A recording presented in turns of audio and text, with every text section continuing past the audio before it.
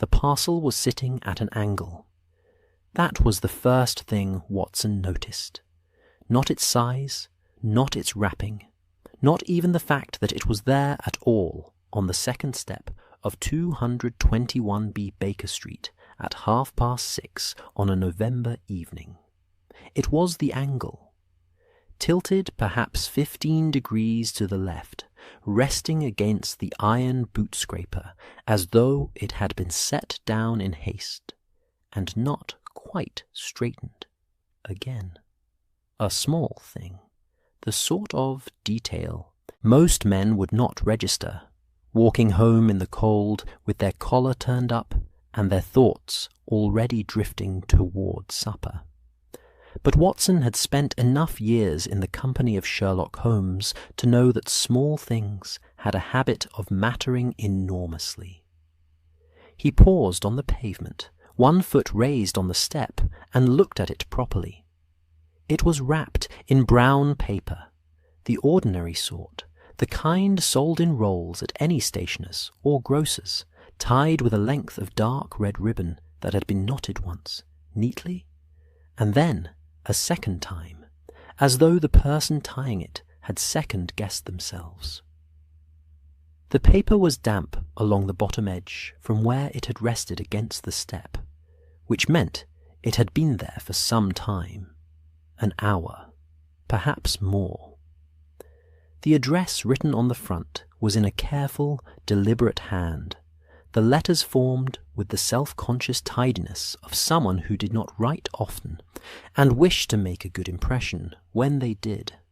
But the address itself was wrong, not slightly wrong, not a transposed digit or a misspelled street, entirely wrong.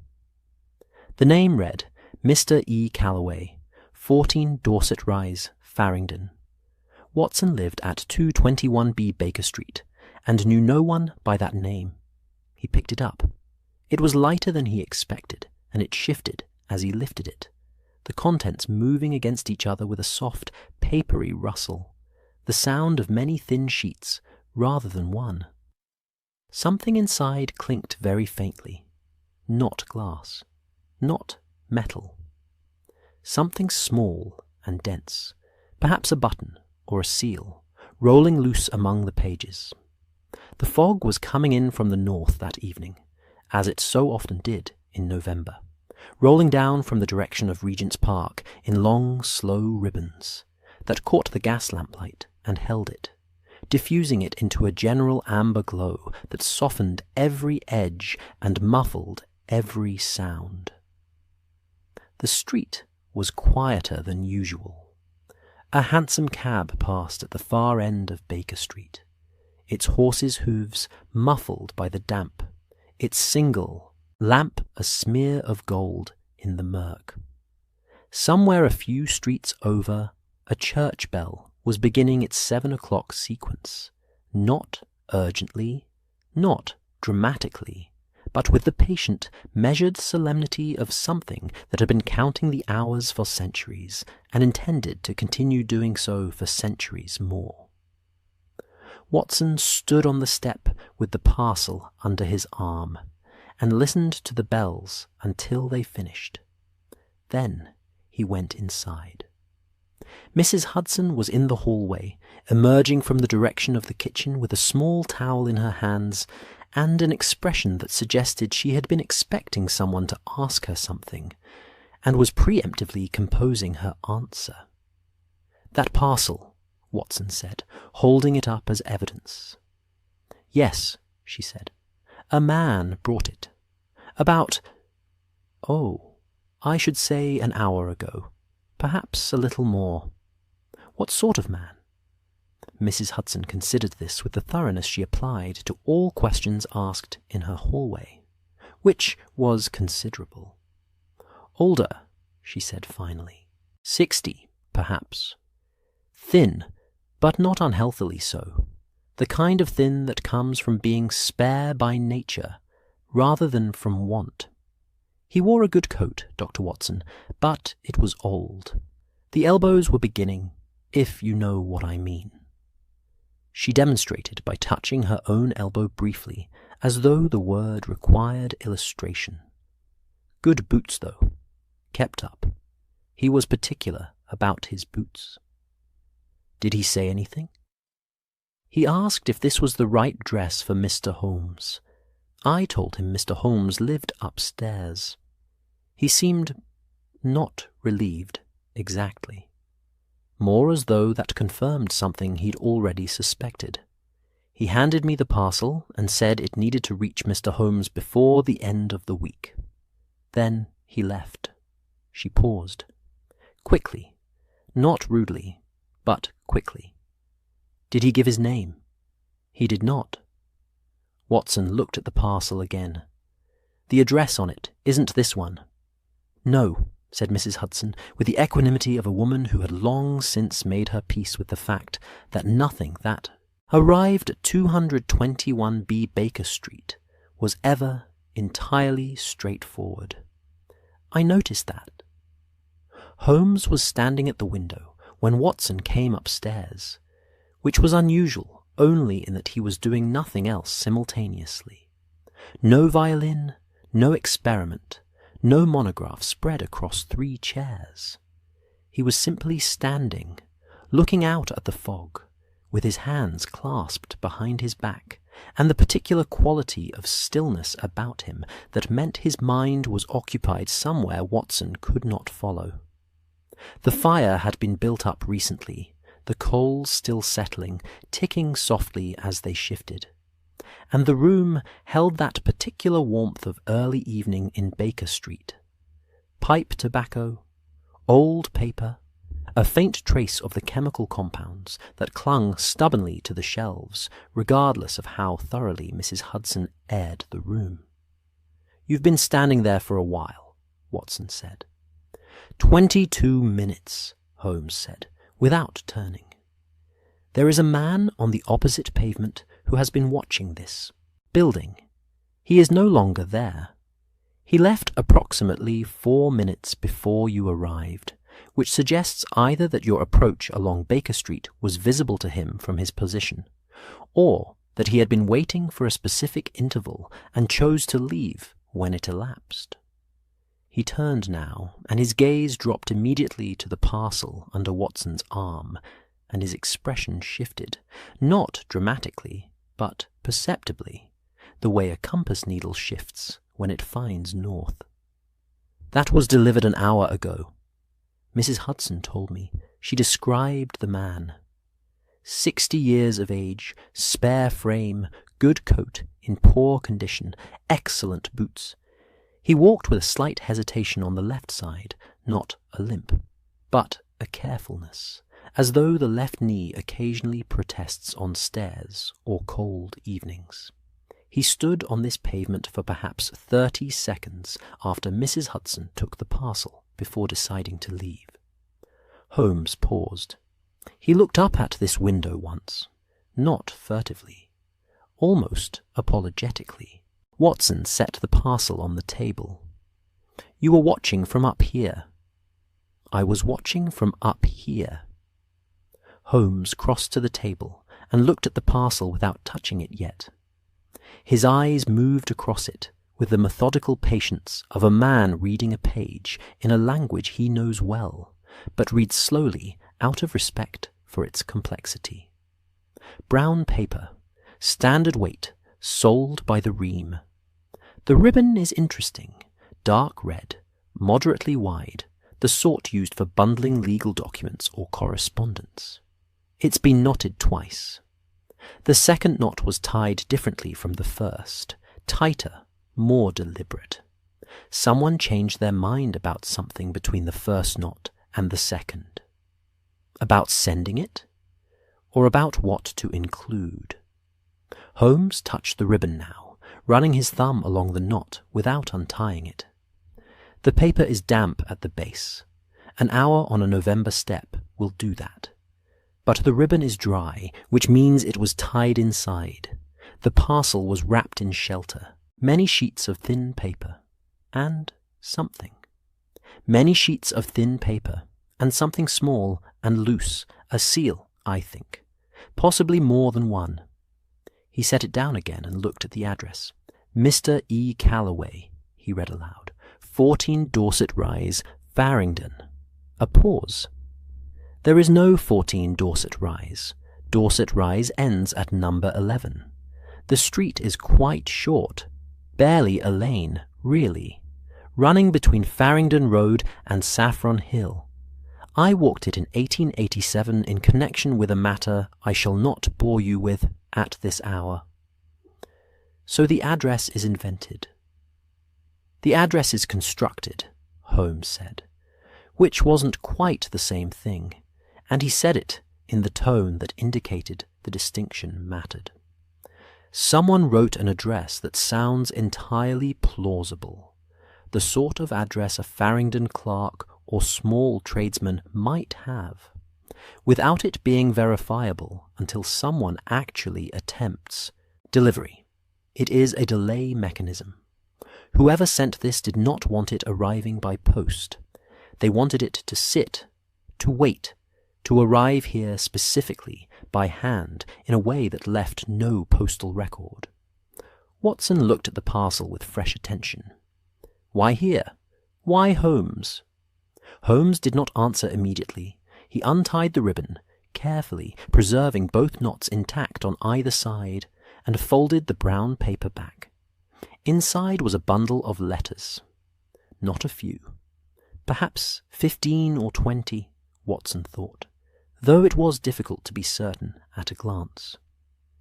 They were of varying sizes, some the standard white envelopes of ordinary correspondence, some smaller, some larger, one sealed in a blue-grey envelope that was noticeably heavier paper than the rest. They were held together by a second piece of the same dark red ribbon, tied in the same double knot pattern. Each envelope was sealed.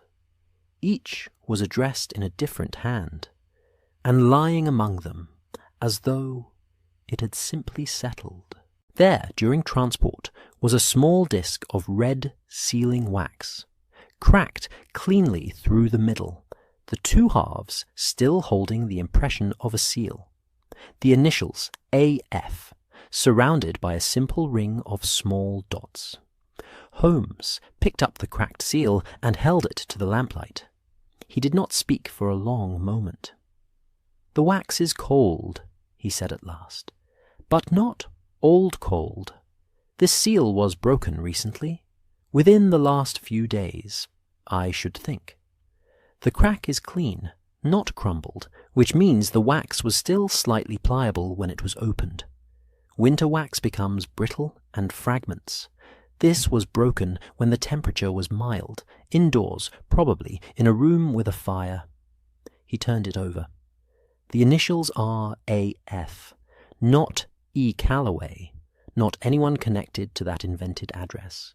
AF, our sender, most likely. Why would the sender include his own broken seal?" Holmes set the disc down with the particular gentle precision he reserved for objects that were still telling him things. "Because," he said quietly, "he wanted us to know it had been opened before." Watson looked at the bundle of letters, 15 or 20 sealed envelopes in 15 or 20 different hands, none of them addressed to Sherlock Holmes, none of them addressed to 221 B. Baker Street, all of them brought here deliberately by an old man with good boots and an apologetic glance at an upstairs window. "These aren't his letters," Watson said slowly. "They're other people's." "They are letters that were never sent," Holmes said. He was looking at the bundle with an expression Watson found difficult to name. Not excitement. Holmes's excitement was a sharper thing, more electrical. This was quieter, more considered. "Look at the handwriting on the envelopes. None of them match. These were not written by one person. They were written by many, gathered, held, and now delivered here, by a man who did not give his name." Outside, the fog had deepened. The gas lamp at the foot of Baker Street was now a soft, diffused glow rather than a distinct point of light. The flame consumed by the murk, its warmth distributed into a general amber softness that lay against the windows like something almost affectionate. The coals in the fireplace shifted and settled. The clock on the mantelpiece marked a quiet half-hour. Somewhere in the kitchen below, the kettle had been put on. Watson could hear the faint, rising note of water beginning to warm, that particular sound that belonged to evenings in Baker Street, the way birdsong belonged to mornings in the country. Holmes did not reach for the bundle yet. He stood, looking at it, with his hands very still, which was itself a kind of information. Holmes, in the presence of a problem that engaged him, was rarely still. This stillness was something else. "One of these letters," he said at last, "is not like the others." Watson waited. "I don't know which one yet," Holmes said. He picked up the cracked seal again, turned it once in his fingers, and set it down on the table beside the ribbon and the folded brown paper. "But I intend to find out." The kettle began to sing downstairs, and Mrs. Hudson's footsteps moved across the kitchen floor, steady and unhurried, as they had moved across that floor for years. The fire crackled, the fog pressed softly against the glass, and on the table at 221B Baker Street, 15, or perhaps 20, the count was still uncertain. Unsent letters waited in their dark red ribbon, each one holding its secret with the particular stubbornness of words that had been written and kept, and never, until now, given to the world. Watson pulled his chair a little closer to the fire. "You'd better sit down," Holmes said, though he himself remained standing. "This will take some time." It was, Watson reflected, settling into his armchair with the comfortable familiarity of a man in his own room on a cold evening. Not the worst way to spend a November night. The fog was outside, the fire was here. And somewhere in that bundle of letters, somewhere beneath the ribbon and the seals and the careful, troubled handwriting of strangers, something was waiting to be understood. He was, despite himself, curious. He was also, despite the faint unease that the cracked seal had placed somewhere just below his sternum, entirely comfortable. That was the particular gift of Baker Street on evenings like this one. It made curiosity feel safe. Mrs. Hudson brought the tea without being asked. This was not unusual. Mrs. Hudson had a gift, developed, Watson suspected, through long years of proximity to Sherlock Holmes, for knowing when tea was required before the people who required it had arrived at that conclusion themselves.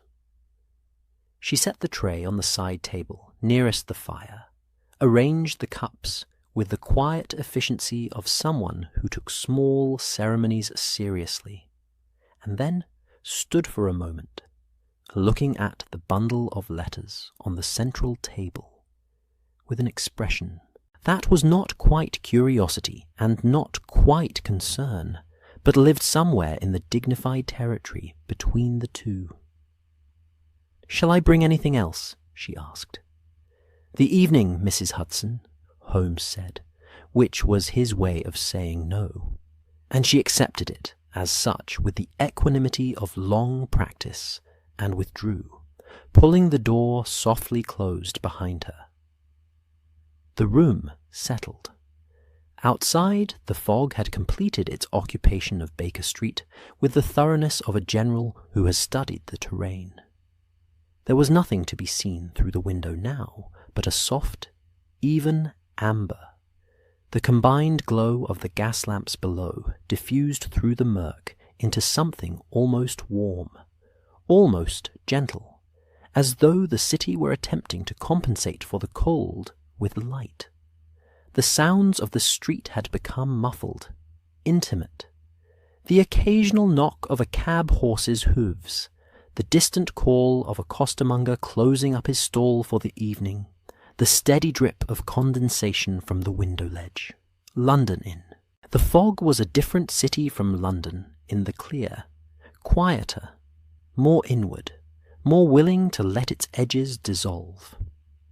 Holmes had moved to his armchair, which was the first surprise. He was not pacing, not standing at the window, not performing the restless kinetic energy that usually accompanied the early stages of a case. He sat with one knee crossed over the other and the bundle of letters in his lap, and he was looking at them, not reading them, simply looking, with the focused patience of a man attempting to hear something being said very quietly. Watson poured the tea. The act of pouring tea was, Watson had long believed, one of the most civilizing gestures available to human beings. The small weight of the pot, the particular sound of the stream, not a splash, but a continuous, quiet rush, the rising thread of steam, the colour spreading through the water like a slow thought. He handed Holmes his cup without speaking. Holmes accepted it without looking up. This was a normal transaction between them, worn smooth by repetition into something almost wordless. Watson poured his own cup, sat down, and waited. Holmes began with the envelopes themselves, which Watson might have predicted had he thought about it. Holmes never opened a thing before he had finished examining its outside. He lifted each envelope in turn, held it briefly to the lamplight, noted something about it, silently, for his own purposes, and set it in one of 3 groupings on the table. He worked without commentary for perhaps 10 minutes, which Watson spent in the very agreeable occupation of drinking his tea and listening to the fire. The coals had reached that particular stage of an evening fire where they produced more warmth than noise, glowing a deep, even orange, settling occasionally with a soft tick, radiating the kind of steady heat that made the idea of standing up feel unnecessarily ambitious. 3 categories, Holmes said at last, which was Watson's cue, to set down his cup and pay attention. Holmes gestured to each group in turn.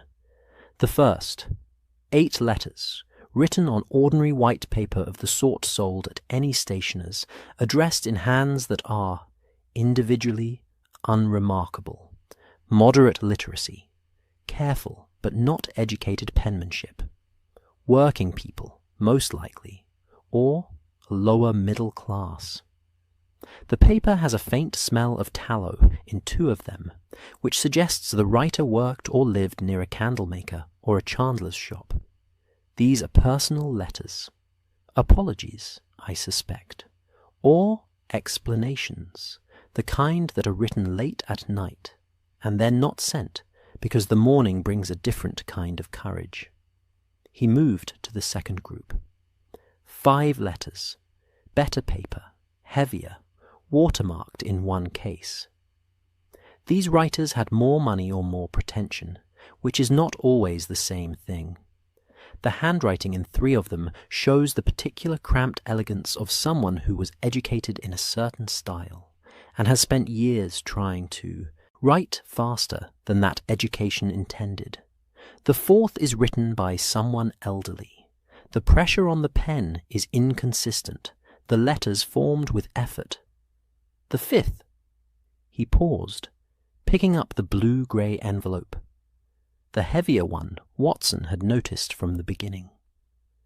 The 5th is different. Different how? Holmes turned the blue-grey envelope over. The seal on its back was intact, a different wax from the others, darker, the impression a simple geometric pattern rather than initials. The paper is continental, French, I believe. there is a faint blue tint to it that comes from a particular sizing process used by one or two manufacturers in Lyon. The handwriting is English, but the habits are not entirely so. The pen pressure, the slight backward lean, this was written by someone who learned to write in English, but learned to think, perhaps, in another language. He set it down at a slight remove from the others. This one I will return to. He indicated the third group, 2 letters, set apart from the beginning. These 2, he said, and there was something in his voice that was quieter than the rest, were written by the same person. Watson leaned forward. The same hand?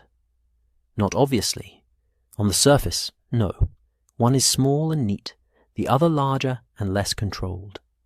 But look at the way the letter E is formed in both. He held them up, side by side. A particular habit. The final stroke lifts slightly, curls back. It is the kind of detail that survives even deliberate disguise, because it lives in the hand's muscle memory rather than the conscious mind. These were written by the same person attempting to appear as 2 different people.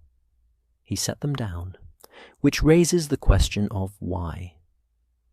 Watson looked at the 3 groupings, 8, 5, 2, and then at the cracked seal sitting to one side, its broken halves still holding the impression of the initials AF. Which one is dangerous? He asked. Holmes looked at him with something that might, in a different man, have been called approval. That, he said, is exactly the right question, and I do not yet know the answer. He picked up his tea. We read. They began with the first group. Holmes read each letter with the focused, unhurried attention he gave to everything. Not quickly, not slowly, but at the pace the material required. He made no notes. His expression remained largely neutral, but Watson, who had spent years learning to read that neutrality, caught the small adjustments. A slight tightening around the eyes at something unexpected. A brief stillness when something confirmed a hypothesis.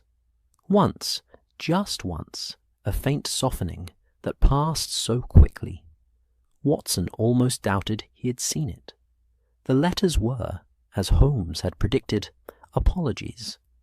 A woman apologizing to her sister for a slight delivered at a christening 12 years ago.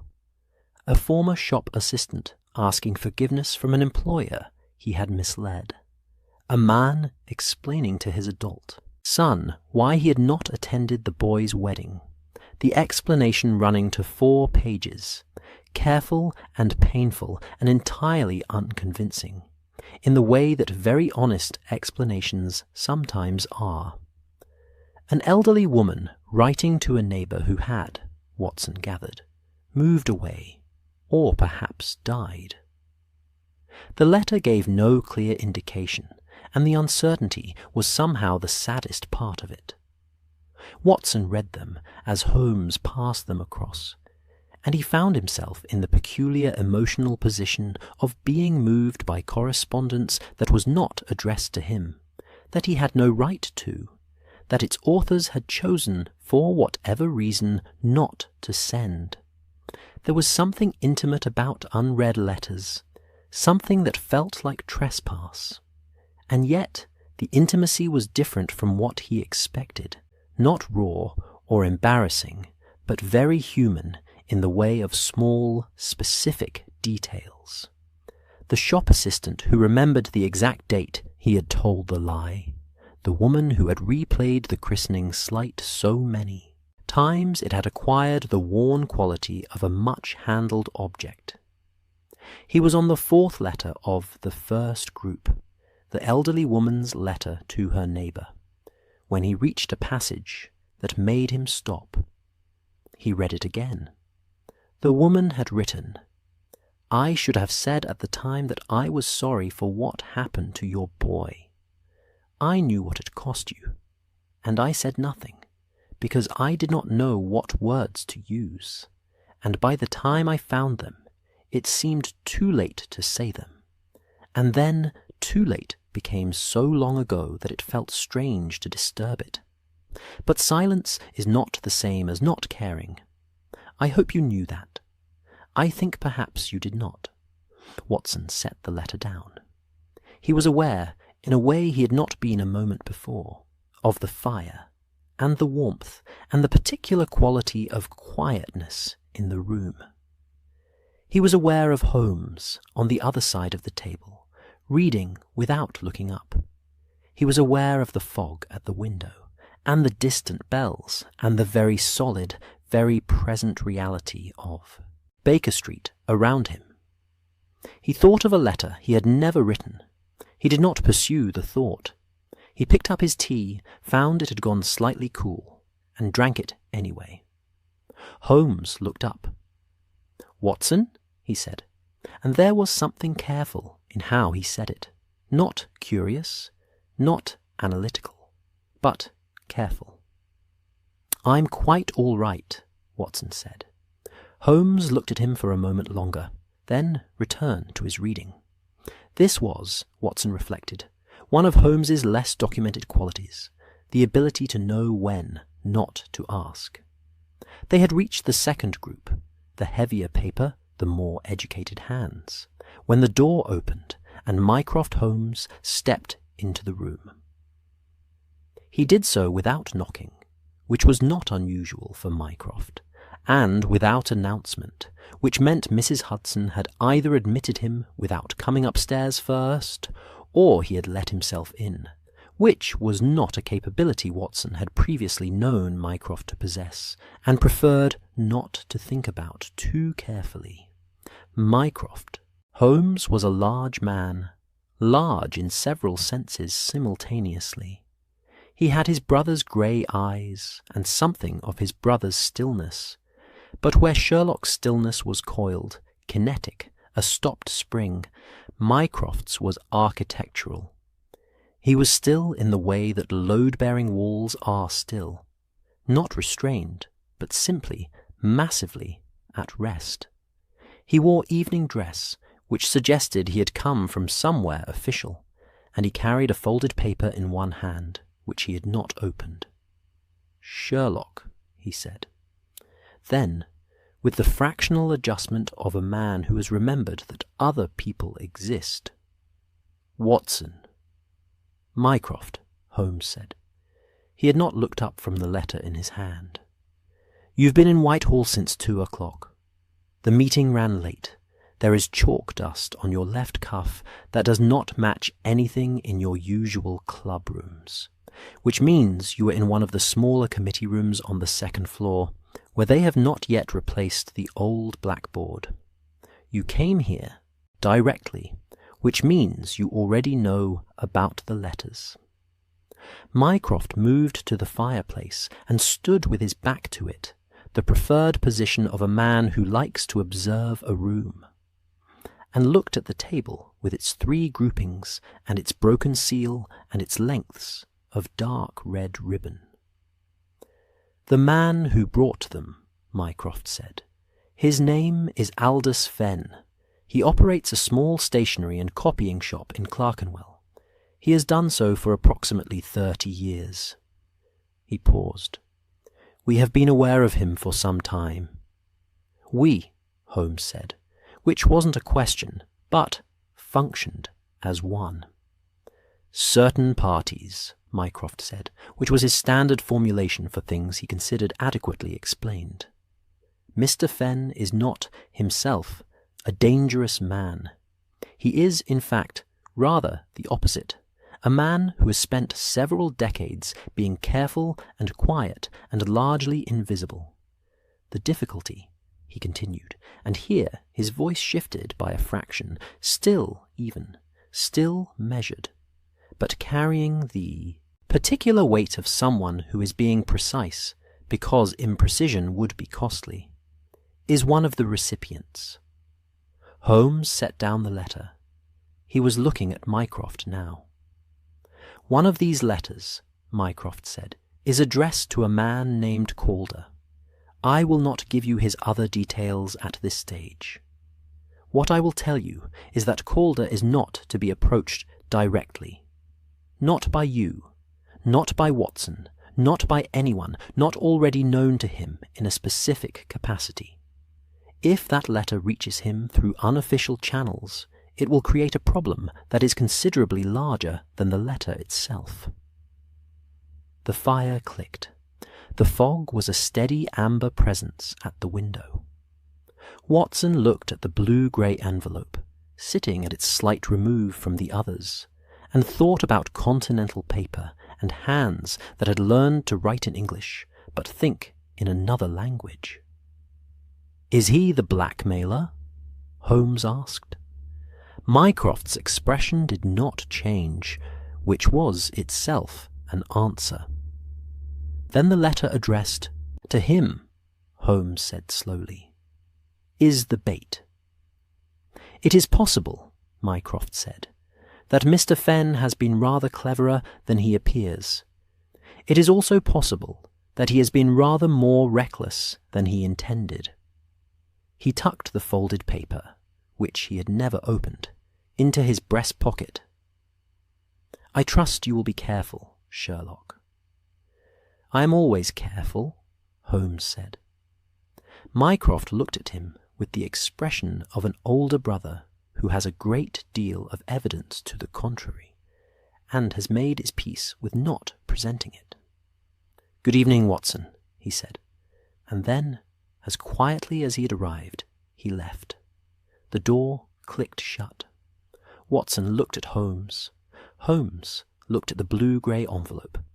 The fire settled with a soft sound, and the tea on the tray had long since gone cold, and outside the fog lay over Baker Street like a held breath, patient and thorough, and entirely indifferent to the small, careful drama being assembled on the table inside. "Well," Watson said. "Indeed," said Holmes. He reached for the blue-grey envelope, turned it once in his hands, and set it to the side, face down, as though giving it a moment's privacy. "We begin in the morning," he said. "There is a stationer's shop in Clerkenwell that I should very much like to see." Morning came to Baker Street the way it often did in November, reluctantly and without much conviction.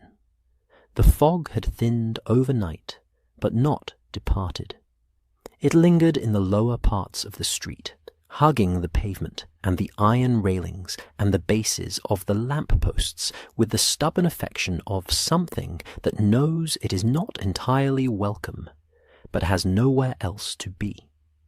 The light was the colour of old pewter, flat, even, neither warm nor cold, the kind of light that made distances uncertain, and gave the familiar an unfamiliar quality, as though Baker Street had been copied out by someone who had seen it once, and was working largely from memory. Holmes was already dressed when Watson came downstairs. This was not remarkable in itself. Holmes kept hours that bore no consistent relationship to the conventions of polite society. But he was dressed with a particular deliberateness that Watson recognized. Not his usual indoor informality, not the studied eccentricity he occasionally deployed for effect, but the practical, anonymous clothes of a man who intended to move through the city without attracting attention. Dark coat, unremarkable hat, the kind of boots that said nothing about their wearer, which in London was itself a kind of disguise. He was standing at the table, looking at the letters. Not at all of them. At the blue-grey envelope specifically, which he had turned face up again at some point in the night. He had not opened it. Watson could see the seal was still intact, the dark wax unbroken, the geometric impression undisturbed. "You didn't sleep," Watson said. "I slept adequately," Holmes said, which meant he had slept for perhaps 3 hours, and considered this sufficient, which Watson had long since stopped arguing with. "Eat something before we go. Mrs. Hudson has left things on the sideboard, and she will know if you don't." Watson was reasonably certain Mrs. Hudson would have no way of knowing whether he had eaten or not, but he ate anyway, because the eggs were there, and the morning was cold, and Clerkenwell was not a short walk. They took a cab as far as Farringdon Road and walked the rest. Holmes preferred to walk the final approach to any location he intended to examine. He said, when pressed, that it allowed him to read the neighbourhood before the neighbourhood had a chance to read him, to understand the rhythm of the streets, the density of foot traffic, the relationship between the buildings, the small signs that told you what kind of place you were entering. Watson had heard this explanation several times and believed it was true as far as it went. But he also suspected that Holmes simply liked walking, and found the explanation more professionally defensible than the preference. Clerkenwell in the morning was a neighbourhood in the process of beginning its working day with the concentrated, unsentimental energy of a place that had things to do. It was not a wealthy district, and it did not pretend to be. The buildings were practical, the shop-fronts modest, the streets busy with the kind of traffic that carried goods rather than people. Carts laden with paper and cloth and raw materials moving between the small workshops and manufactories that formed the economic backbone of the area. Clerkenwell had been a place of making for centuries. Clockmakers, jewellers, printers, bookbinders, and the air had a particular quality that Watson always associated with it, a mixture of metal and ink and the faint sweetness of sawdust that seemed to seep from the very walls. The fog was thinner here than in Baker Street, or perhaps it simply felt thinner because the streets were narrower and the activity denser. The fog had less room to settle. Gas lamps were still lit on the longer stretches, their flames burning with the slightly diminished quality of lamps that had been going all night and were approaching the end of their patience. A woman sold hot chestnuts from a brazier at the corner of a small court, the smoke rising straight up in the still air. 2 boys in identical caps were arguing with great seriousness over the ownership of a length of rope. Holmes walked without appearing to look at anything, which meant he was looking at everything. Fen's shop was on a narrow street that ran between 2 larger ones, the kind of street that existed in Clerkenwell in considerable numbers. Connecting streets, passage streets, streets that were primarily useful for getting from one place to another, and had accumulated small businesses in the way that convenient locations accumulate things, gradually, practically, without any particular intention. The sign above the door read, A. Fen, stationer and copyist, established 1861, in gold letters that had once been bright and were now pleasantly faded, the gilt wearing to a warm amber at the edges. The window displayed the usual assortment of a stationer's shop: rolls of paper, bottles of ink in several colours, a selection of pen nibs fanned out on a card, a small stack of ledger books with marbled covers. It was a window that communicated competence and modest reliability rather than ambition, which Watson found, in context, rather poignant. The door was closed. A small card in the window read, "Closed, return Monday," but the card had been placed in the window at an angle, slightly askew, in a way that suggested it had been put there in haste. Holmes looked at the card for a moment. Then he crouched down. Watson followed his gaze to the base of the door, and there, half beneath the doorstep, as though it had been slid under the door from inside and then pushed slightly further out by the door's draught when it was opened and closed, was a key. It was a small key, iron rather than brass, the kind used for interior locks. It lay on the damp stone with the particular stillness of something that had been placed rather than dropped. No skid mark, no tumble, just a neat, deliberate placement at an angle that would be invisible to anyone not specifically looking. Holmes did not pick it up immediately. He studied it where it lay, his eyes moving over it with the same methodical attention he had given the letters the previous evening. Then he straightened, took a pair of thin gloves from his coat pocket, put them on, and crouched again to lift it. "Cold," he said, "but not wet. It has been here since before the morning damp, but after last night's fog cleared enough to keep the step from being thoroughly soaked. Placed here between, I would estimate, midnight and 4 in the morning." He turned it over. "It is the key to this door." "Fen left it," Watson said. "Fen left it," Holmes agreed. He stood, looked at the key, looked at the door, and then, with the minimal ceremony of a man who has decided that a door is more useful open than shut, put the key in the lock and turned it. The shop was dim and smelled of ink and paper and something else underneath, something faintly herbal, medicinal, the ghost of a cough preparation or a tincture, the kind of smell that clings to a room where someone unwell has been spending time. Holmes stood in the doorway for a moment before entering, which was his habit. One last look at the whole before the parts demanded attention.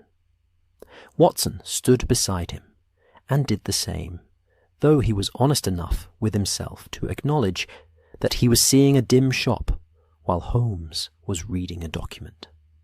The front of the shop was as it should be: counter, display cases, shelves of stock. The small desk behind the counter where the copyist worked, its surface clean, but bearing the slight roughness of long use, the wood worn smooth.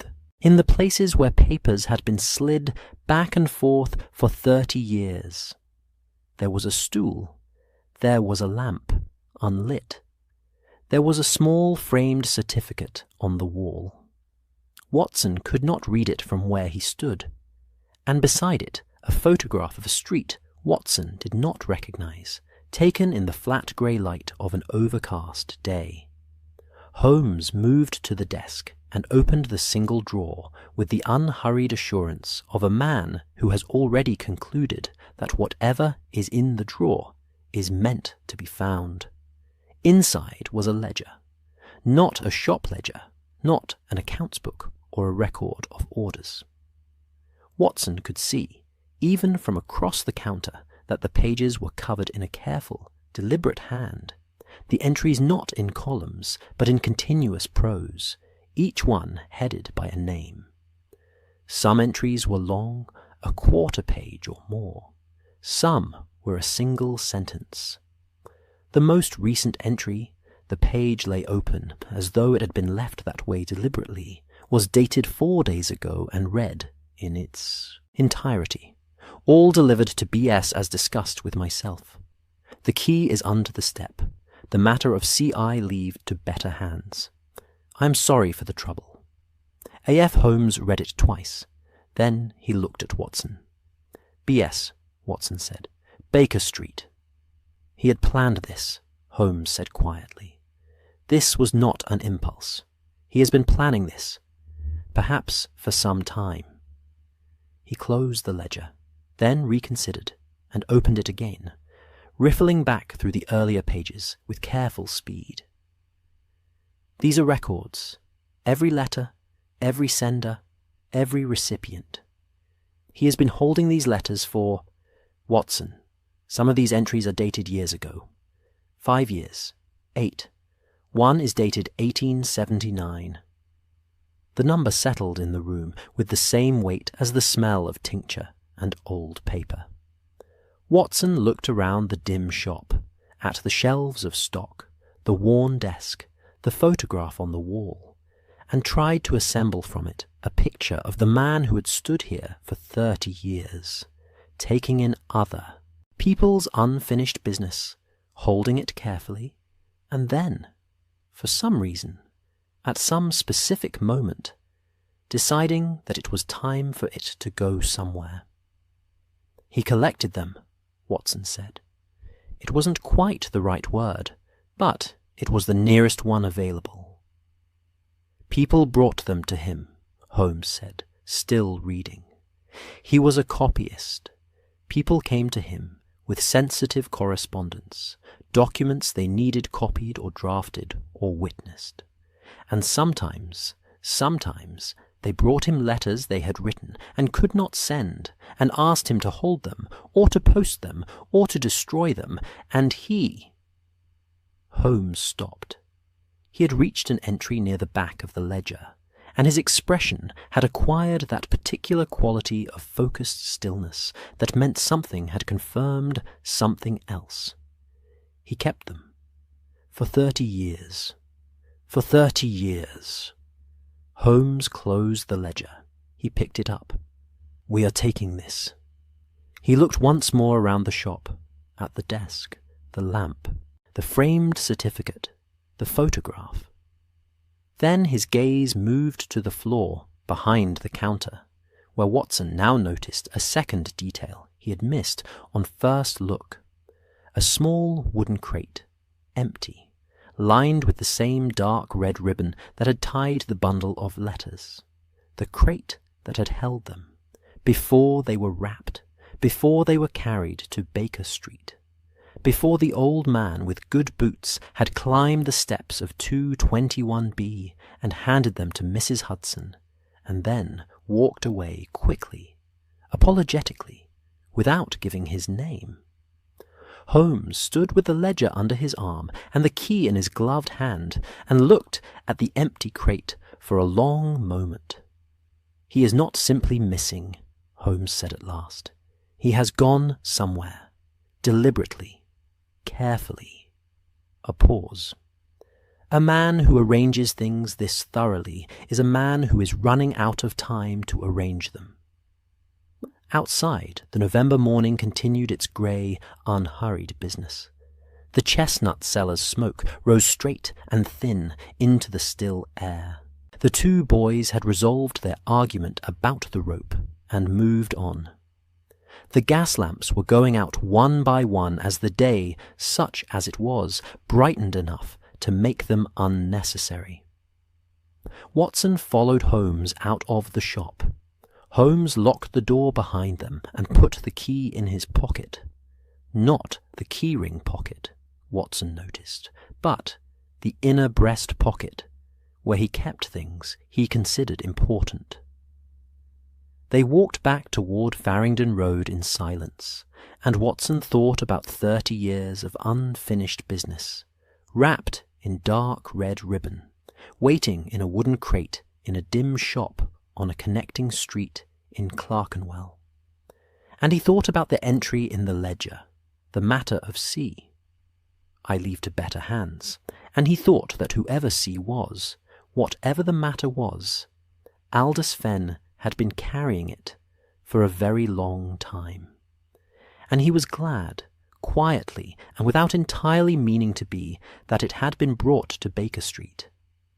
They did not open the blue-grey envelope immediately upon returning to Baker Street. This was Holmes's decision, communicated not by words, but by the way he set the envelope down on the table when they came in, deliberately, at a slight remove from the ledger, as though establishing that the two objects required separate consideration, and then crossed to his armchair and sat down and looked at the ceiling. Watson had learned, over the years, to read this particular posture. It did not mean Holmes was idle. It meant he was working in the way that produced no visible output, assembling things internally that were not yet ready to be spoken aloud, following a thread of reasoning through rooms Watson could not enter. So Watson put the kettle on, which was a reasonable thing to do at 10:30 on a cold November morning after a walk through Clerkenwell. And while it heated, he sat at the table with the ledger and read.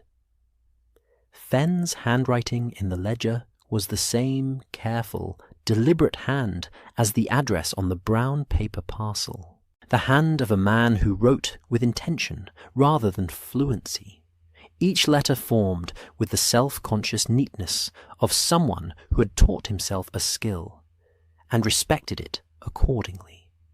The entries were dated and named, and they were, as Holmes had said, records.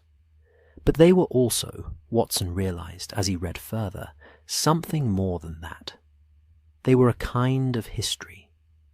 The earliest entry was from 1874, a letter brought in by a woman named M. Hartley, described only as a seamstress from Bermondsey, who had given Fen a letter addressed to her estranged brother, and asked him to post it when she felt ready, and had never come back to say that she was. Fen had kept the letter. He had noted in the entry that the woman had cried when she handed it over, and that she had apologized for crying, and that he had told her there was no need. That last detail, that small, specific detail, stopped Watson for a moment. He turned pages. 1878. A retired schoolmaster from Islington. 1881. A young clerk who had borrowed money from his employer, and wanted to confess but could not face the conversation. 1883. A woman who had written to her daughter's husband after her daughter's death, explaining things the daughter had not been able to say herself. Each entry noted the letter's provenance, its approximate contents as Fen understood them, the reason it hadn't been sent. Some of the reasons were practical. The recipient had moved, had died, could not be located. Most were not practical at all. Most were the ordinary reasons that unsent letters accumulate in ordinary lives: fear, shame, the paralysis of caring too much about how the words would land, the slow calcification of too much time passing. Watson was reading the 1886 entries when Holmes spoke from his armchair without changing his position. "The letter from Calder," he said. "It is not addressed to Calder. It is addressed to Fen." Watson looked up. "Calder wrote to Fen," Holmes continued, still looking at the ceiling. "Not the other way around, and Fen kept it, not because he couldn't bear to send a reply, but because the letter itself was a threat, a very carefully constructed threat, wrapped in the language of old acquaintance." He paused. "Find the entry." Watson turned to the back of the ledger, where the most recent entries were.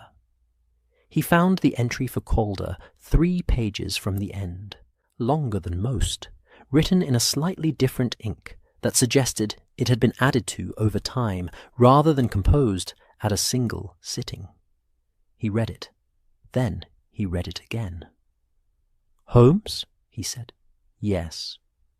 "Fen has known Calder for, this says 31 years. They were in business together, briefly, in the early 1860s, a small printing concern." Watson scanned the entry. Fen made a mistake. The entry doesn't specify what kind. He writes only that he acted wrongly in a matter of trust, and that Calder was aware of it. He believed Calder had forgiven him, or at least forgotten. Then, 5 years ago, Calder wrote. And the letter? It was not a demand, not directly.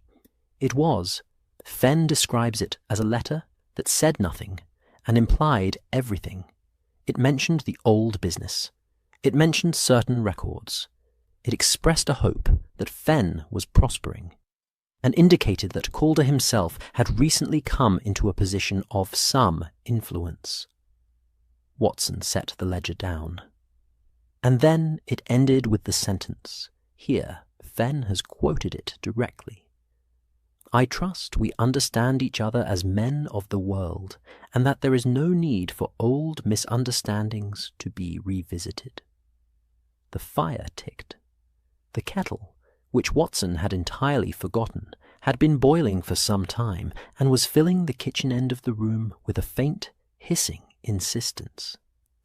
He got up and dealt with it mechanically, his mind still in the ledger entry. He kept the letter as evidence, Holmes said, in case Calder ever moved from implication to explicit demand. He knew that, if it came to that, a letter in Calder's own hand, establishing the nature of the relationship and the implicit threat, would be of some value. A pause. And he kept it here, in his shop, in his ledger, for 5 years, hidden in plain sight among 30 years of other people's unsent correspondence. Watson brought the tea to the table. He sat down. And now he's sent it to you. He's sent it to me, Holmes said. He unfolded himself from the armchair with the unhurried movement of a decision being enacted, and crossed to the table and picked up the blue-grey envelope. He held it for a moment, not examining it this time, simply holding it, with the weight of what was inside it now understood. He has sent it to me because he is running out of time, and he knows he cannot handle Calder himself, and because— He stopped. Because he trusts you, Watson said. Holmes set the envelope down. He has never met me, he said, but the observation was quieter than it might have been, and— Watson let it rest where it landed. Holmes did not open the envelope that afternoon. Instead, he sent 3 telegrams. Watson was not shown their contents, and spent an hour with the ledger, making his own notes in the small, precise handwriting that he used when he was building something, rather than recording it. Watson read and drank tea, and watched the fog press against the windows as the afternoon light began its early November retreat. It was at 3:30, when Holmes had gone to his room to review whatever responses the telegrams had produced, that Watson found himself alone at the table with the letters. The 2 groups had been left as Holmes had sorted them. Watson looked at them for a while without touching them. Then, almost without deciding to, he reached for the pile of 8, the ordinary white paper, the tallow smell, the working hands. He had read most of them the previous evening. But there was one he had not finished. The 4th letter, the elderly woman to her neighbour. He had stopped at the passage about silence not being the same as not caring, and set it down, and not returned to it. He returned to it now. The letter was 3 pages, written in a hand that was elderly but not infirm. The careful, upright hand of a woman who had been taught that presentation mattered, and had not forgotten the lesson even in her 80s, if she was in her 80s, which Watson estimated she probably was from the evidence of the letter itself.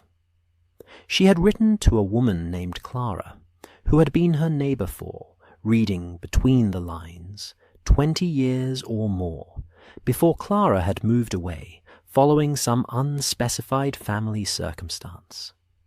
The letter was not dramatic. It did not contain revelations or confessions.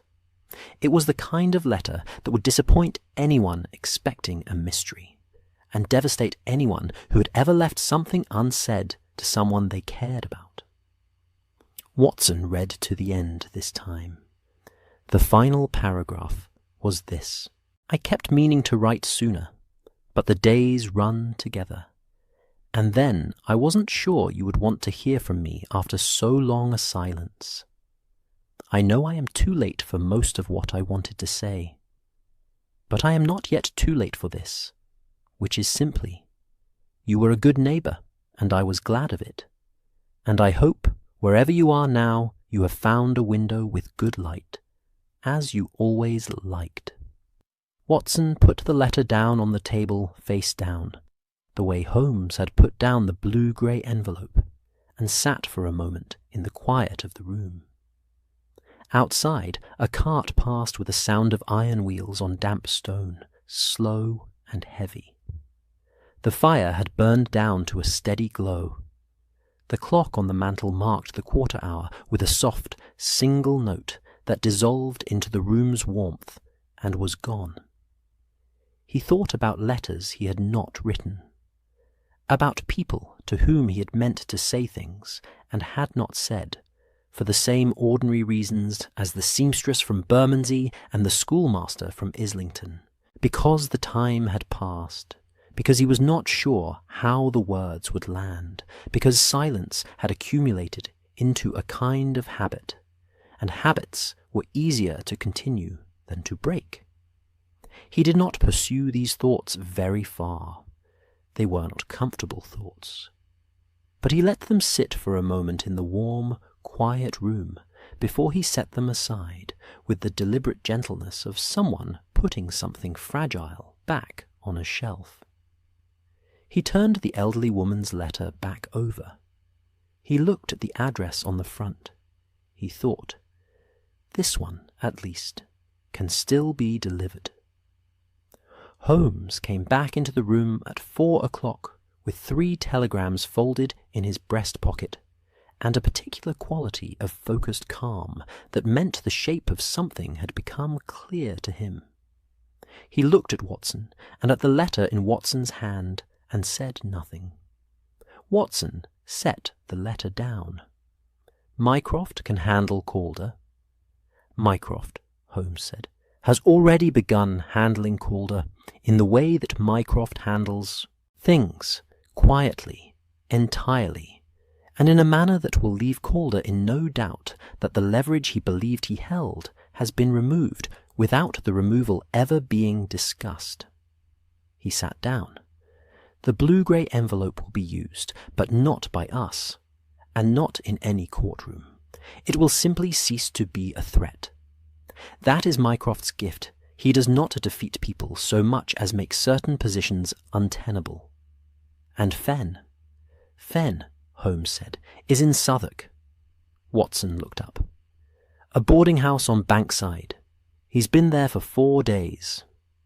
Holmes picked up his tea, found it cold, and drank it anyway in the manner of a man with other priorities. He is ill, Watson. Not dangerously so, not immediately, but ill in the way that makes a man want to settle his affairs. A pause. He did not want to be found yet, but the ledger was more specific than he intended, and I am more thorough than he perhaps anticipated.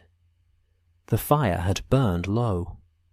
Watson leaned forward and added a piece of coal from the scuttle, and the fire accepted it and began its slow work of incorporating it, and the room grew incrementally warmer. All the letters, Watson said, every one of them, he wanted them delivered. Yes, that's why he sent them here, not just because of Calder, because he needed someone who would actually do it. Watson looked at the 3 groupings on the table. 8, 5, 2. Someone who would take them seriously. Holmes looked at the letters for a long moment. Then he looked at Watson. We begin deliveries tomorrow, he said, all except the blue-grey envelope, which goes to Mycroft this evening. He stood. There are 14 letters, Watson, 14 addresses. Some of them will be straightforward, some will not, and one of them... He stopped and picked up the elderly woman's letter from where Watson had set it down, and looked at the address on the front. One of them, he said more quietly, is to someone who has been waiting quite long enough. They began at 8 o'clock in the morning, which was earlier than Watson had expected, and later than Holmes had intended. The delay was Mrs. Hudson's doing, and it was entirely characteristic of her. She had appeared at the foot of the stairs at 7:30 with a paper bag in one hand, and an expression that communicated, without any accompanying words, that two grown men were not leaving this house to walk about London in November without something in their pockets. The bag contained 8 shortbread biscuits wrapped in paper, 2 apples, and a small folded note that read, in Mrs. Hudson's precise hand, in case you forget to stop. Holmes had accepted the bag with the slightly stunned expression of a man who has been outmanoeuvred by a landlady and knows better than to comment on it. Watson had said thank you, which Mrs. Hudson acknowledged with a nod of the sort that suggested thank you was the correct response, and she was glad someone in the household had thought of it. They took the bag. The morning was cold and clear in the way that November mornings sometimes managed. The fog had retreated, chased off by a thin wind from the east that had arrived overnight and was conducting itself with the brisk, purposeful energy of something that knew it would not last.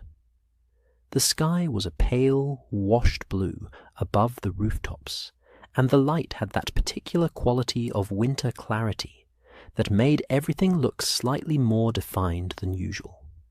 The edges of buildings sharper, the shadows bluer, the whole city appearing to have been recently and thoroughly washed. Holmes had arranged the deliveries in a sequence that Watson recognized from the ledger entries as being organized by geography, rather than by emotional weight, starting in Islington in the north and working south through Bloomsbury, then east toward Stepney, and finally west to the quieter streets near Paddington. It was a practical route, but Watson noticed, without remarking on it, that Holmes had placed the elderly woman's letter, the one addressed to Clara, with the window and the good light, third in the sequence, which was neither first nor last, but had the feeling of something positioned with care. They walked when the distances permitted it, which Holmes preferred. The streets in the early morning had a quality Watson always found agreeable. The working day just beginning, the city still in the process of assembling itself, the pavements busy but not yet crowded, the shop fronts opening one by one, the smell of bread from bakeries and coal smoke from newly lit fires combining in the cold air into something that was, taken together, rather comforting. Holmes carried the letters in his breast pocket. He had arranged them in their sequence and secured them with a piece of the dark red ribbon, not the original ribbon, which he had preserved along with the brown paper and the cracked seal, but a fresh length that Mrs. Hudson had produced from somewhere with the same inexplicable efficiency with which she produced everything else. The first delivery was in Islington, to a man named Graves, the retired schoolmaster Watson had noted in the ledger. The address was a modest terraced house on a quiet street near the Angel, the kind of street that had once been respectable and was now what estate agents would call characterful, which meant the paintwork was varied, and the front gardens held a democratic mixture of rose bushes and accumulated bicycles. Number 14 had a clean step and a recently polished knocker in the shape of a lion's head, which told Watson something useful about its occupant before the door opened.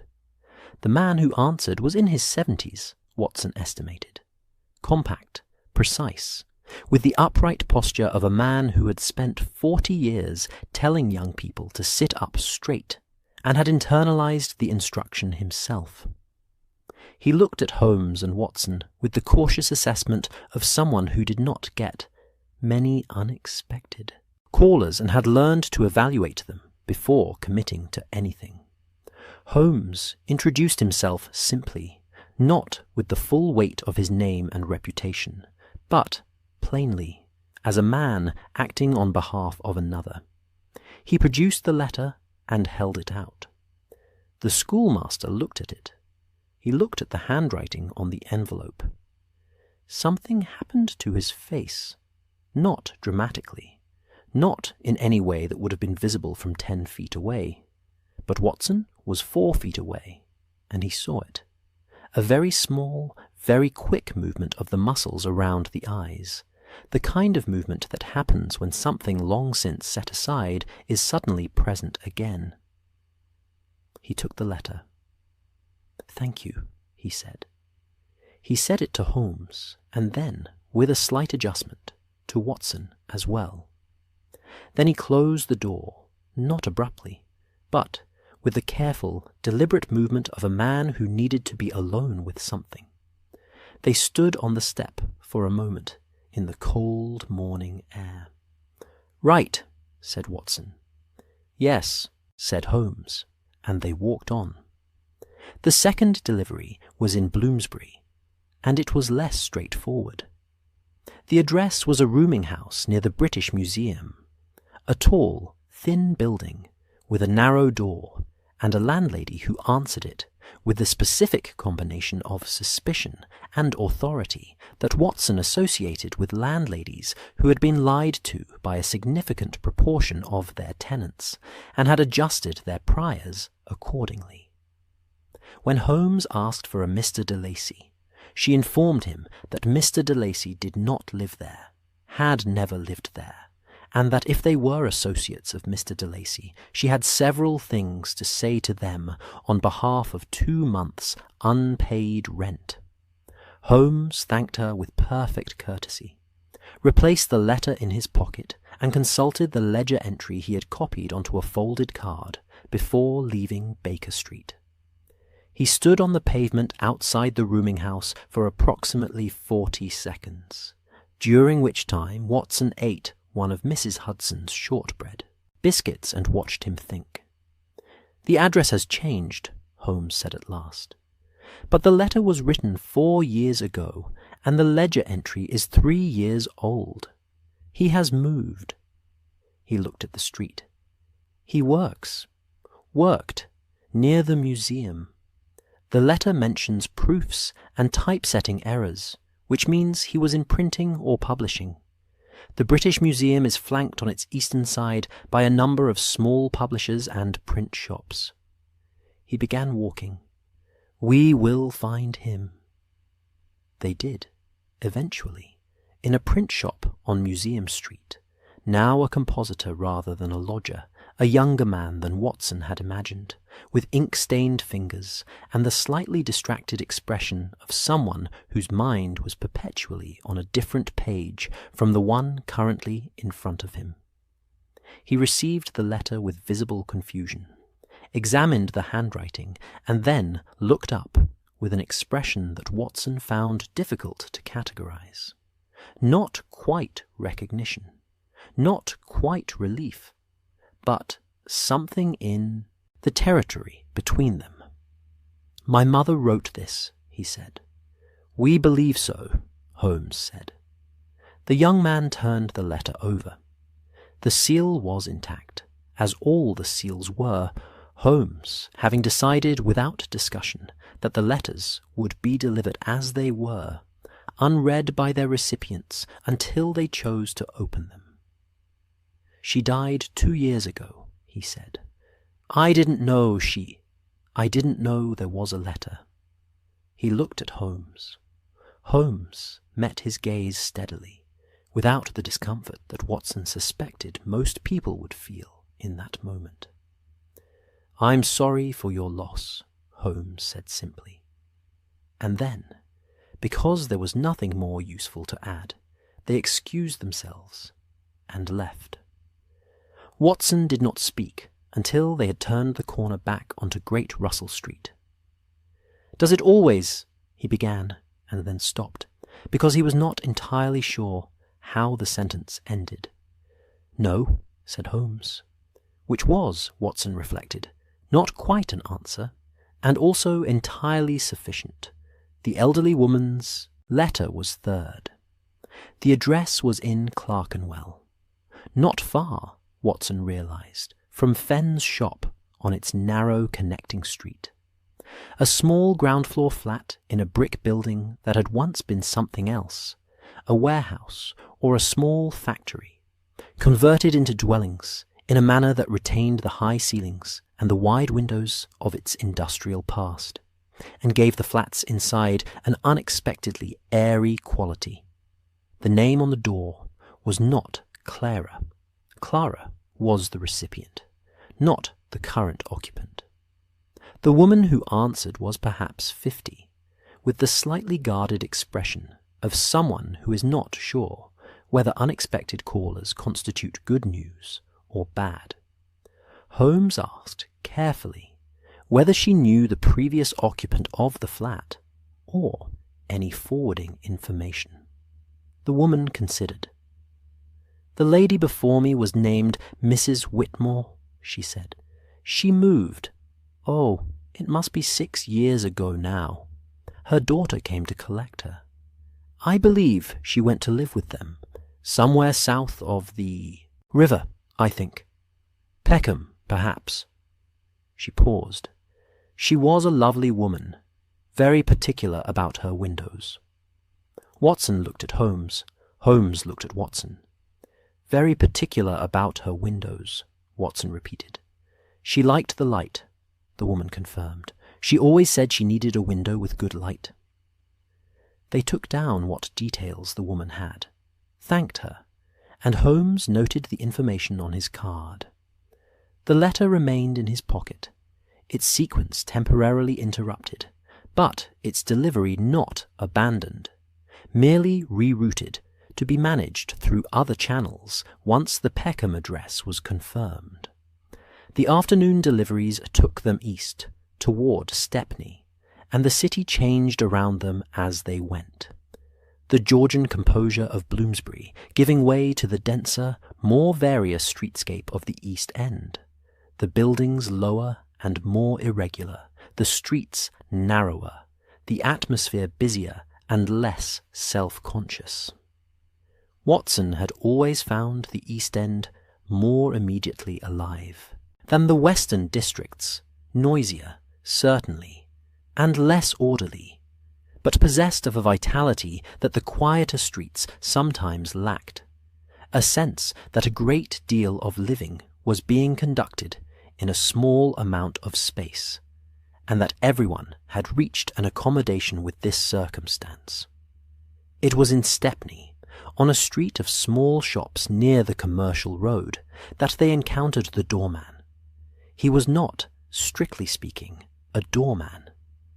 He was the proprietor of a small ironmonger's, a broad and magnificently moustached man of perhaps 60, who occupied the space in front of his own shop, with the territorial confidence of a man who considered the pavement immediately outside his premises to be an extension of his personal domain.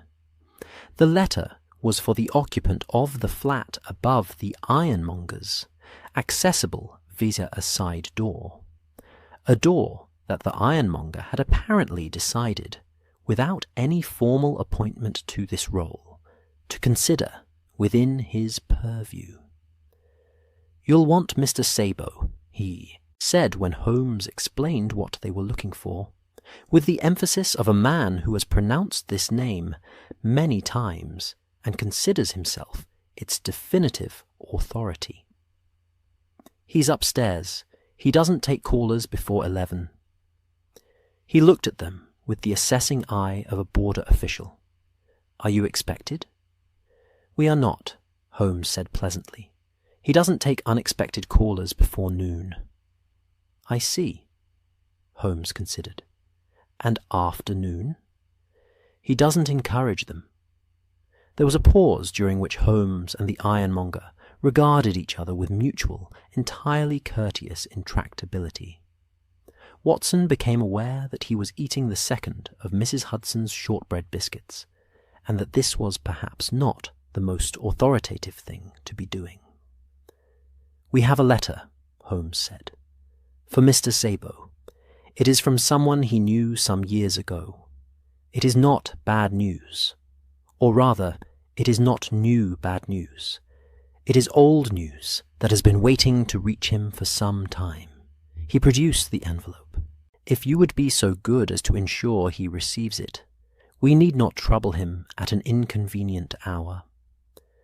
The ironmonger looked at the envelope. He looked at Holmes. He looked at Watson, who had finished the biscuit and was endeavouring to look reliable.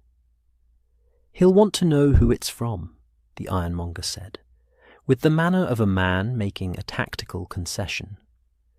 "The name on the back is A. Fen," Holmes said. "He will know it." The ironmonger took the envelope with the careful movement of a man accepting a responsibility he intends to discharge properly. "Right," he said. "I'll see. He gets it." "Thank you," said Holmes, and tipped his hat with a gravity that Watson suspected was approximately 10% genuine and 90% strategic, and they walked on. Watson waited until they had rounded the corner before speaking. "That," he said, "was the proudest man I have encountered this calendar year." "He has held that patch of pavement for 22 years, Holmes said, "without going from pale blue to the particular deep grey that preceded a November dusk. Gas lamps were being lit along the wider streets, the lamplighters moving in their steady, practised circuit, each lamp catching and blooming into its small sphere of amber warmth. They had delivered 9 letters. 5 remained, including the elderly woman's letter, temporarily suspended, and the 2 written by the same hand in 2 different disguises, which Holmes had set aside for separate consideration. Watson's feet were reporting their opinions of a full day's walking with the patient persistence of a constituency that has been ignored too long. He said nothing about this, because Holmes showed no signs of the same complaint, and there was a certain dignity to be maintained. But when Holmes stopped at the corner of a quiet street in Paddington, and said, without preamble, "There is a tea shop on the next block that is adequate," Watson experienced a relief he considered entirely proportionate to the circumstances.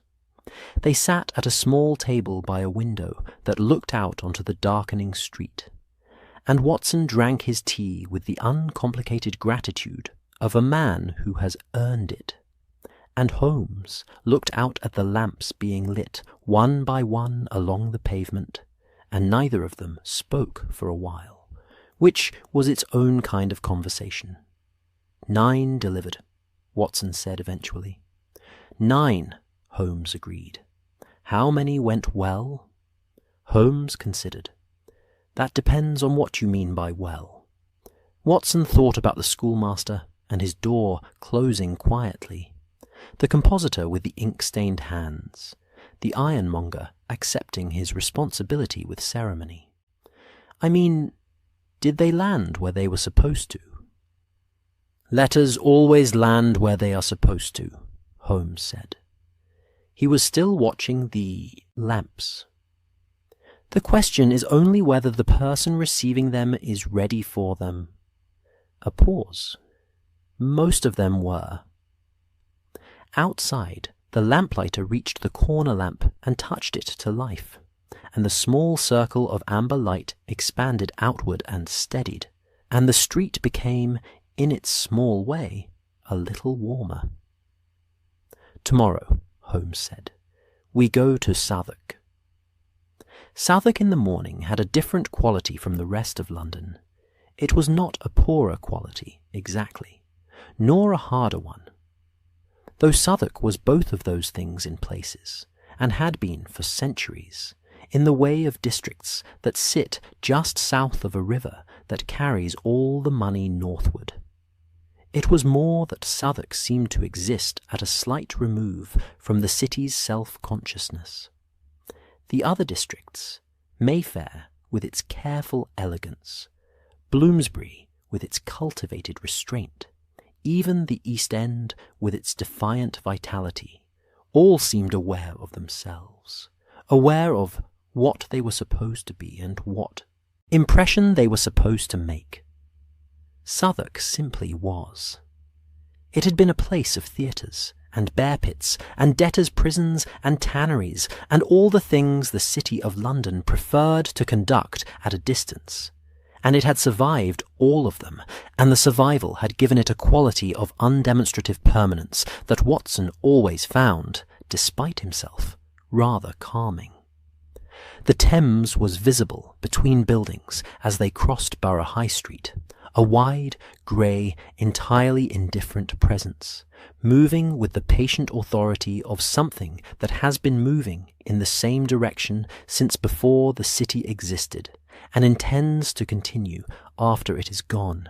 The tide was out, which left a dark margin of exposed riverbank below the embankment wall, the mud catching the thin morning light with a dull, pewter gleam.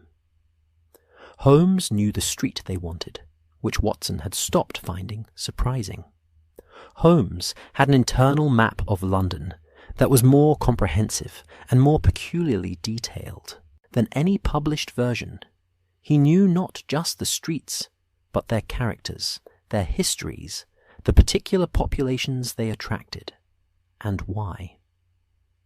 Bankside, he had explained on the cab ride over, was a district of small lodging houses that catered to a specific kind of tenant. People who needed to be near the centre of the city for practical reasons, but could not afford or did not desire the more conspicuous districts. Clerks, minor tradesmen, people in transition between one circumstance and another, people who wanted, for whatever reason, to be somewhere quiet and unremarked. People, Watson thought, who were settling their affairs. The boarding house was a narrow building on a street that ran parallel to the river, close enough that the smell of the Thames was present in the air, not unpleasantly so, not the summer stench that could make Bankside genuinely difficult, but the winter version, cold water and mud and the faint mineral smell of things that had been in the river sea long time.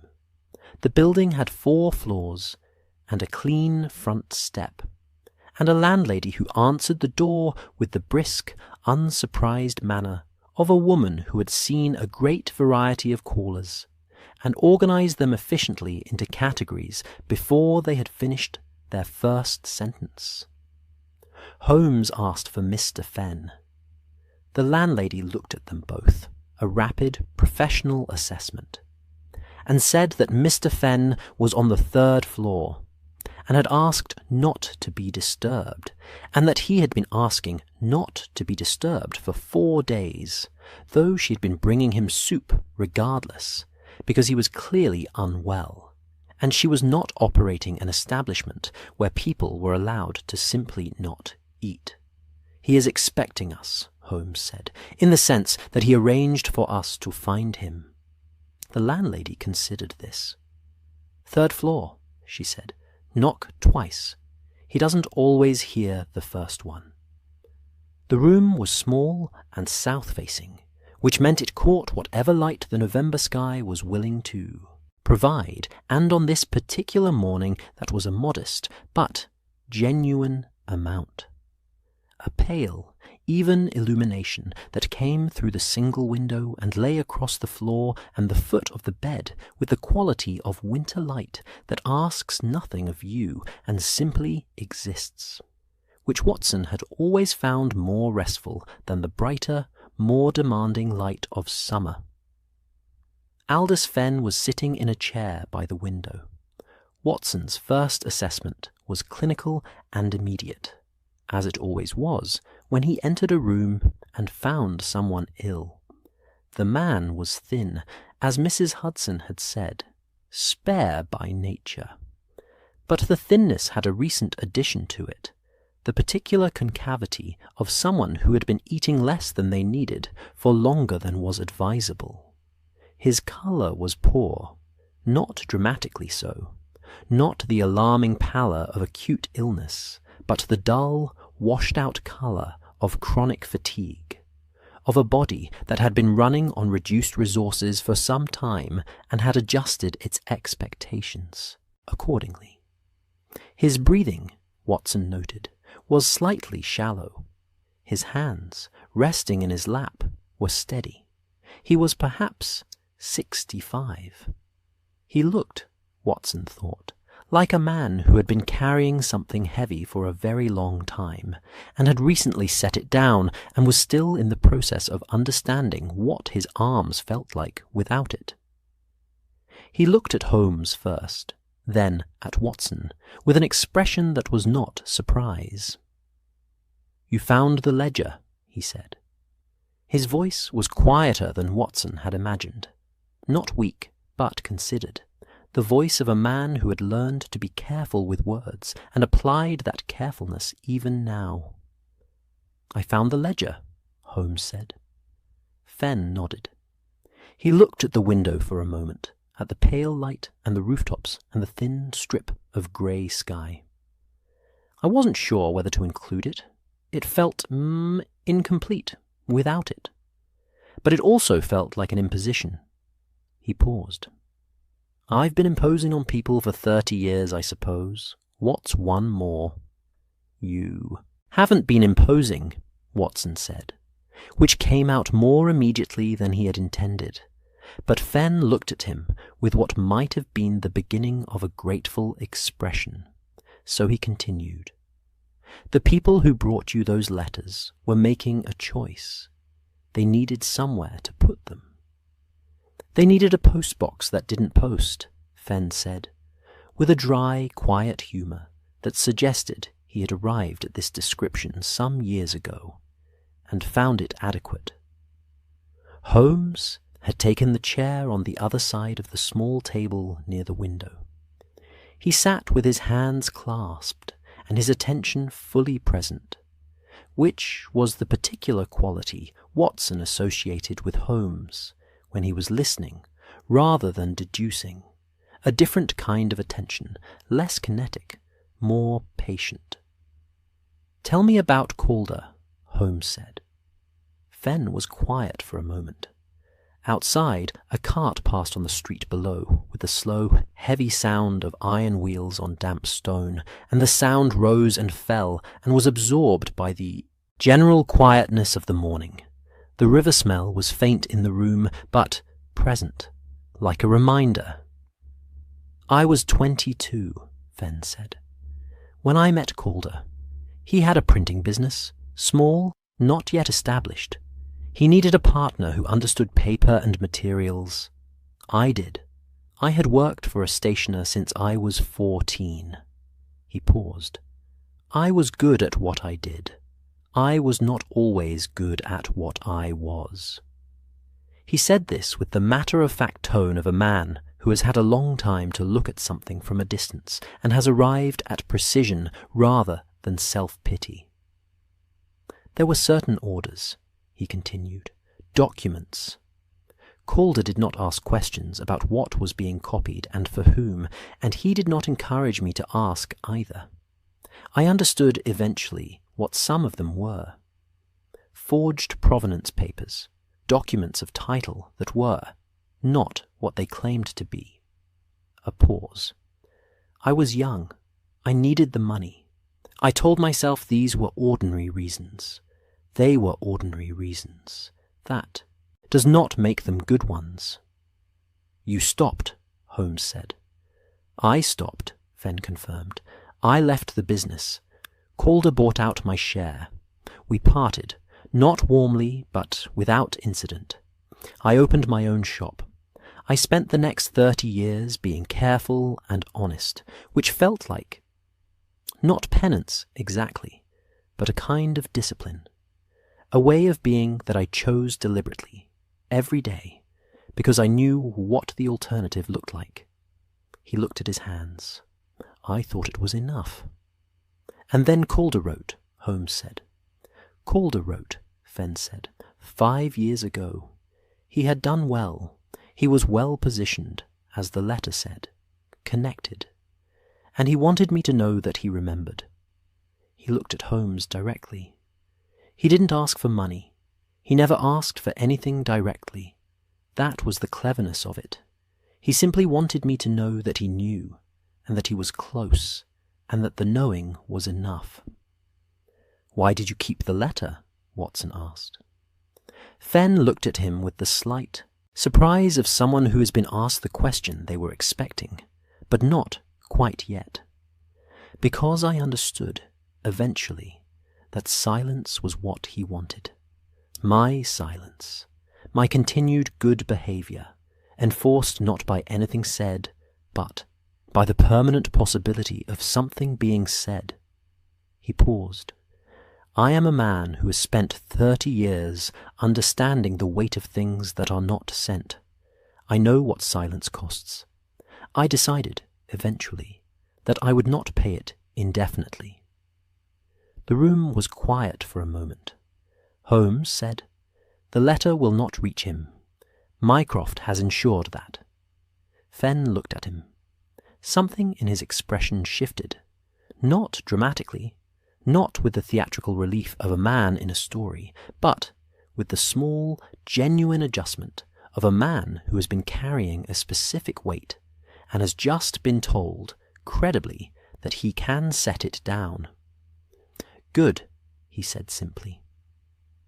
They sat for a while, the three of them, in the pale south-facing light of the small room, while Watson asked the practical questions that needed asking about Fen's health, and Fen answered them with the cooperative candour of a man who has decided to stop managing his own circumstances and allow someone else to assist. The illness was not acute, as Watson had assessed, a chronic fatigue of the lungs, complicated by age and the accumulated effect of a lifetime in shops where the dust of paper and tallow had been a constant presence. Not dangerous, with proper management. Manageable, with rest and the right conditions and the attention of a competent physician. Watson said so, clearly, and Fen listened with the expression of a man receiving information he had half suspected and half resisted knowing, and then nodded once. "There are still letters undelivered," Holmes said after a while. "Yes," Fen said. The two I wrote myself, one for each hand." Holmes looked at him steadily. "The same author, 2 different disguises." Fen almost smiled. "You would find that." "The letters are addressed to 2 different people," Holmes said, "but they say the same thing." "They are apologies," Fen said, "to 2 people I wronged. One before Calder, one after. I wrote them separately because I could not bear to write them together. It felt like making a list of oneself." He paused. "I wrote them in different hands because I was ashamed of each one knowing about the other. Which is," he stopped, "which is a very particular kind of foolishness." "It is a very human kind," Watson said. Fen looked at him again. That same expression, the beginning of something grateful. "Yes," he said, "I suppose it is." Holmes reached into his breast pocket and produced the 2 letters, the ones with their matching telltale E, their careful disguises, their shared origin. He set them on the small table between them. Fen looked at them for a long moment. "Will you deliver them?" he asked. "Yes," Holmes said. "They may not respond well." "That is possible," Holmes said. "It is also not the point." Fen was quiet. Then he reached forward and touched the edge of one envelope, not picking it up, just touching it, with the particular gentleness of someone handling something they have been afraid of for a long time and have decided, finally, to stop being afraid of. "The ledger," Watson said gently. "The last entry. It said you were sorry for the trouble." Fen made a small sound that was not quite a laugh. "I am," he said. "It was a great deal to ask. Of a man I have never met." "You left a key under the step," Holmes said, with what Watson privately identified as the driest possible form of warmth. "I left a key under the step," Fen agreed. He looked at Holmes. "You came." "I came," Holmes said. Watson handled the medical arrangements before they left. A note to a physician he trusted who practiced in the borough, a word with the landlady about soup and warmth, and the particular stubbornness of lung ailments in winter, a brief, firm conversation with Fen himself about the difference between independent and isolated, and how only one of those was actually admirable. Fen received this without argument, which Watson found more moving than if he had pushed back. Holmes, during this time, had taken the ledger from his coat and sat with it open at the last entry, all delivered to B.S. as discussed with myself. "The key is under the step. The matter of C I leave to better hands. I am sorry for the trouble. A.F., and written beneath it, in his own small, precise hand, a single line. Watson read it as they were leaving. It said, "The matter of C is resolved. The letters have found their way. S.H." He closed the ledger and left it on the table beside Fen's chair, where Fen would find it when they had gone. They walked back toward London Bridge in the thin winter light, the river visible and invisible between the buildings as the street curved, the city reassembling itself around them, with its usual indifference to the small, careful things being done within it. Watson thought about Fen in his south-facing room, with his ledger and his good light, and his 30 years of careful, deliberate honesty. He thought about the 2 letters in Holmes's pocket, waiting for their deliveries. He thought about the elderly woman's letter, still suspended, its recipient somewhere in Peckham, with particular ideas about windows. "One more day," Holmes said, which was not quite what Watson had been thinking, but was close enough. "One more day," Watson agreed. Ahead of them, London Bridge stretched across the Thames in its solid, workaday fashion, the morning traffic moving across it in both directions, with the steady, unremarkable purposefulness of a city that had things to do. The river below was wide and grey and entirely itself. Watson put his hands in his coat pockets against the cold, and found the last of Mrs. Hudson's shortbread biscuits, wrapped in its paper, patient and forgotten. He ate it walking across the bridge, and it was, given everything, exactly what was needed. The last 2 letters were delivered on a Thursday. Watson didn't accompany Holmes for both of them. The first, to a woman in Lambeth who had received an apology she had not expected, and had stood in her doorway for a long moment before saying, very quietly, that she had wondered. Holmes managed alone in the morning, while Watson saw to some correspondence of his own that had been accumulating with the patient reproach of neglected things. The second delivery, to a man in Islington who had received the other of Fen's 2 disguised letters, Holmes also managed alone. He said nothing about it when he returned to Baker Street at 2:30, except that it had gone adequately, which Watson understood to mean that it had gone as well as these things go, which was not the same as easily, but was enough. The elderly woman's letter reached Clara Whitmore in Peckham on the Friday, through a combination of Holmes's inquiries and the Southwark physician Watson had engaged, who knew the neighbourhood and the names within it with the comprehensive familiarity of a man who had been making house calls there for 20 years. Watson did not learn the details of its reception. He preferred not to. Some things were complete without being observed. By Friday evening, Baker Street had resumed its familiar character. The letters were gone, all of them, delivered or dispatched or resolved through Mycroft's quiet channels. The brown paper was folded on the mantelpiece, with the dark red ribbon beside it, and the cracked seal in its two halves, the initials AF still legible in the wax. Holmes had not thrown these away. Watson had not asked him to. The fire was well built, the coals recently added, the room warm with the steady, unhurried warmth of an evening with nowhere to be. Outside, the fog had returned. It was that kind of November. The fog treating Baker Street as a preferred address, arriving each evening with the comfortable familiarity of a regular guest. The gas lamp at the foot of the street glowed its usual amber through the murk.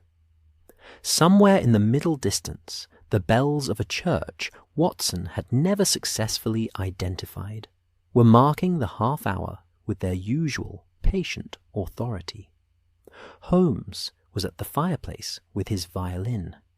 He was not playing, exactly, not performing, not working through a composition with the focused intensity that sometimes occupied him for hours.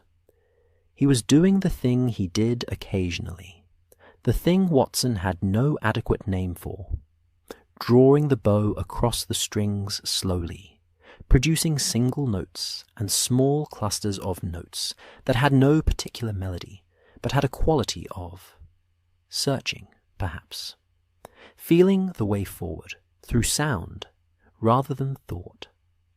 The notes rose and dissolved into the warm air of the room, and were replaced by others, unhurried, undemonstrative, entirely themselves. Watson was at, for him, but felt appropriate tonight. He for him, but felt appropriate tonight. He looked at the date. He looked at the fire. He looked at the two halves of the cracked seal on the mantelpiece, the broken AF catching the firelight in small, warm gleams. He thought about what to write. The case would not appear in the papers. Holmes had said this early on, almost in passing, in the way he said things that were decided rather than proposed. There was no crime to report, no arrest to announce, no villain apprehended, and no victim redeemed in any legible, publishable sense. What had happened was quieter than that, and more complete than that, and Watson was not sure the newspapers had a category for it. He wrote, "There are cases which leave no mark on the public record, and considerable mark on the private one." He looked at this sentence for a while. Then he wrote, "Fen is recovering. The physician sends good reports. He has moved to a slightly larger room, still south-facing. He was particular about that, with better ventilation, and a landlady who appears to have adopted him with the firm, unsentimental affection of a woman who has decided someone is worth the trouble." He paused again. The violin produced a phrase, 4 notes, descending with a gentleness that was almost deliberate. And Holmes let it rest, and the room was quiet, except for the fire. Watson wrote, "I have been thinking about the letters, not the dangerous one, not the complicated ones, but the ordinary ones, the ones written by ordinary people to other ordinary people, across ordinary distances of time and pride and silence. I have been thinking about what it costs to write them, and what it costs not to. I have no conclusion. I am not sure conclusions are available on this particular question. He set down his pen. Holmes had moved to his armchair, the violin resting across his knees, the bow held loosely. He was looking at the fire with the quality of attention that was not deduction and not rest, but something in between. The look of a man whose mind has arrived temporarily at a comfortable and undemanding place. "Holmes," Watson said. Do you think he'll write again? Fen. After all this." Holmes considered. The fire ticked. The fog pressed softly at the glass. "I think," Holmes said at last, "that a man who has spent 30 years understanding the weight of unsent letters has probably learned something about the cost of sending them." A pause. "I think he will write exactly what needs to be written and send it, and not keep a copy." Watson thought about this. That sounds like a good way to live. "It sounds like an exhausting way to live," Holmes said. "But, yes, a good one." Mrs. Hudson brought supper at 8 o'clock.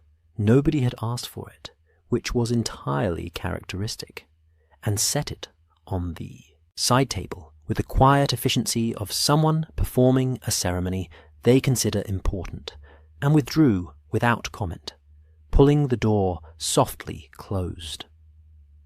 The room settled around the food and the fire and the fog at the window.